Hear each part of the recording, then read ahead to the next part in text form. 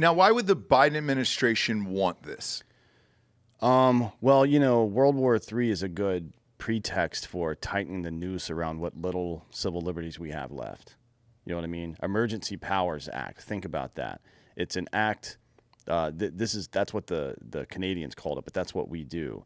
We declare an emergency and then we strip people's civil liberties away, whether it makes sense or not, like making you, like trying to force vaccinate people or trying to force mask people or shutting down their businesses and so on and so forth. That's how it works. Because another thing that popped up is this global ID thing that they're trying to push again. So everybody's got this digital footprint everywhere they go. I was in the airport Sunday, and I saw that it was going to be mandatory by May of 2023. So you're saying, from a strategic point of controlling everyone, this would make sense because it's going to put tighter rules and regulations around normal American citizens. They don't really give a fuck what happens abroad. Not just Americans, but the entire Western Hemisphere. And what's the advantage of that? So think about what's happening in Iran right now. They don't have the sophisticated capabilities to detect and identify people like we do, even right now, right? Without the digital ID stuff. But they do have enough control over the media and the press and even the internet at large to do pretty much whatever the fuck they want to their own citizenry. They're getting ready to kill 15,000 people for protesting. Now, if you add those two things, if you add the collusion between social media and tech and the corporate media and government that we do have in America, and you add to it the control over people's movement in and out of the country and even inside of the country, now you can institute a true dictatorship. That's how. Which is a huge mistake, right? For these globalists to be in America trying to pull this shit, it is just a fucking huge mistake, in my opinion, because they're going to have the bloodiest war in the history of mankind on their hands if that happens, which it looks like that's what they're trying to do. What would be the tipping point for it then, in your opinion? I don't know that there's ever any one. I mean, there always is one individual tipping point, like Franz Ferdinand getting killed and shit like that. But yeah, because I mean, you look at the riots that happened a couple years ago, right? It's George Floyd. It's one person, one event, one thing. Yeah, but it like in Iran right now, it was that woman. What do you think, in your opinion, is the one thing that would actually tip it over? I think that another shady election that we just had has leaned it a little bit farther in that direction. I think people are going to go looking for answers, and then instead of answers, they're going to get met with more resistance from the government, and then shit's going to start to get weird. But I don't know what individual thing is going to... You never know in advance what individual thing is going to spark stuff.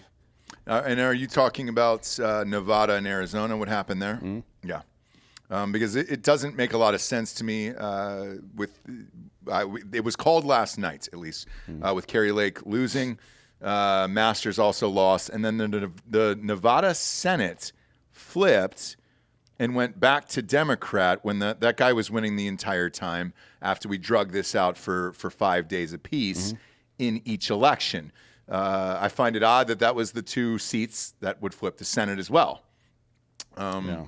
Well, so, the leftist, globalists, whatever you want to call them, have kind of telegraphed their strategy over the last couple of years. So think about it this way. There's a large domestic resistance group, even though there's no war yet, right? But there's a lot of people who are resistance-minded and well-equipped and trained to provide a resistance.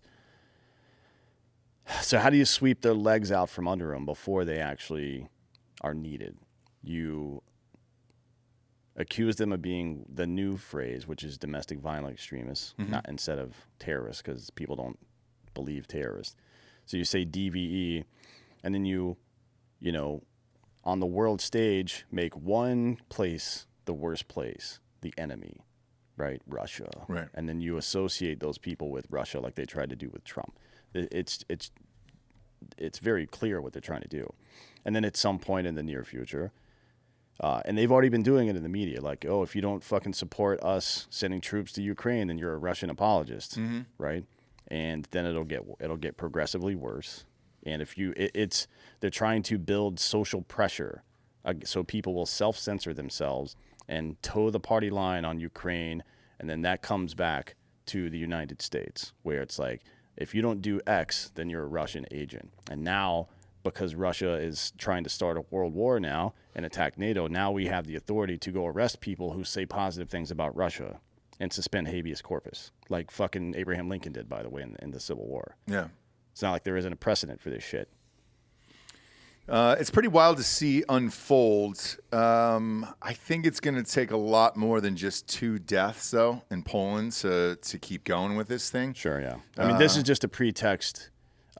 Frankly, this thing with Poland is probably just a coincidence, an accident, right?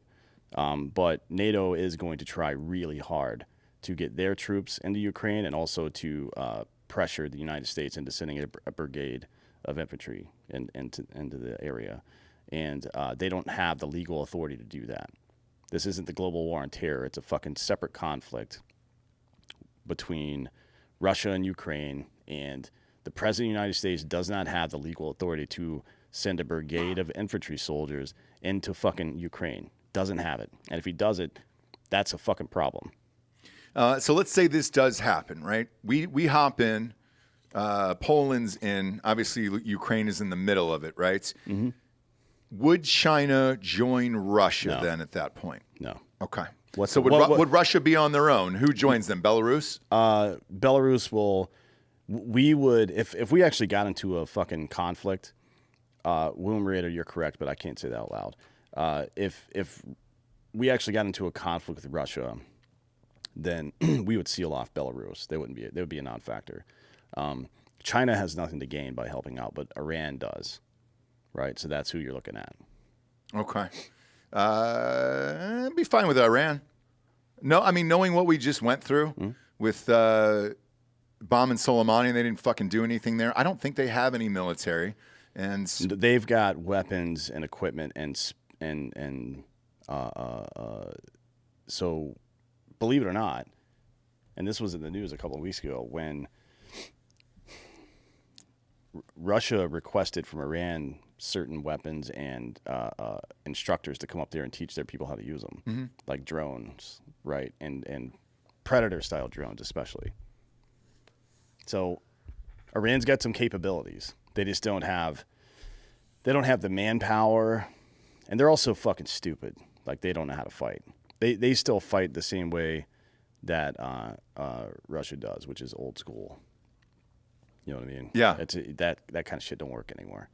Like, the only way that those kind of places can fight is to allow themselves to be invaded and start an insurgency. It's what Iraq did. It's what Afghanistan did. They don't have the fucking capabilities to do anything face-to-face with us, including Russia, by the way. They can't fight us, heads up. So would all of NATO then join in? England would probably be in, right? Well, I mean, it depends. If NATO territory is invaded, it's a different thing for a stray missile to go across the border than it is for tank treads and fucking boots on the ground, right? I don't think you can just invade.